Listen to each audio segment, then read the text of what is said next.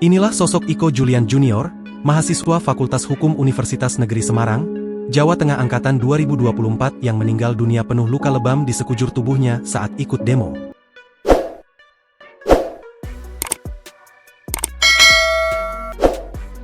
Polisi menyatakan, Iko meninggal dunia akibat kecelakaan lalu lintas di Jalan Dr. Cipto Semarang pada Minggu, 31 Agustus 2025, pukul 2.30 waktu Indonesia Barat. Tetapi keluarga tak percaya lantaran korban meninggal dunia dalam kondisi penuh luka lebam di wajah.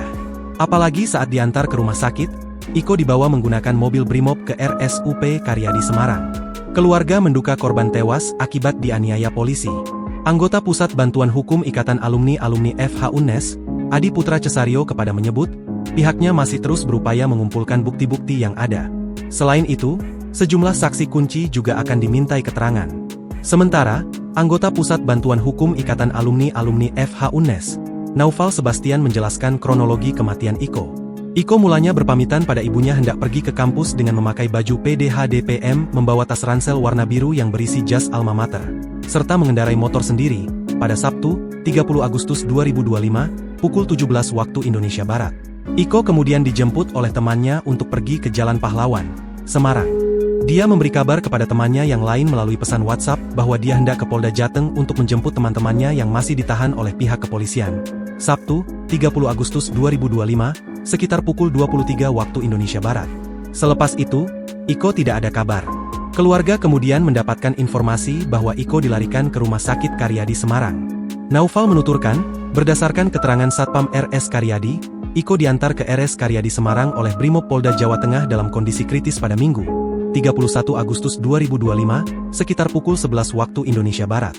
Sementara berdasarkan keterangan dokter, Iko mengalami kerusakan di bagian limpa dan pendarahan hebat.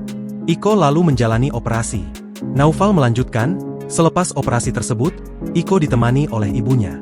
Dari keterangan ibunya, Iko sempat mengigau dengan kalimat, "Ampun Pak, tolong Pak, jangan pukuli saya lagi."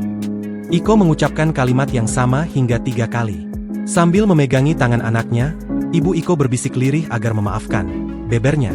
Namun, Iko meninggal dunia pada Minggu, 31 Agustus 2025, sekitar pukul 15.30. Naufal menyebut, berdasarkan foto dari jenazah Iko, sebelum dimakamkan dan diambil hanya di bagian kepala, ada luka sobek di bibirnya.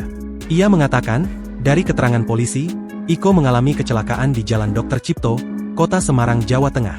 Motor Iko sampai saat ini masih berada di Polda Jawa Tengah. Sementara barang-barang pribadi milik Iko yaitu tas ransel berwarna biru yang berisi jas alma mater dan handphone tidak diketahui keberadaannya. Download Tribun X sekarang, menghadirkan lokal menjadi Indonesia.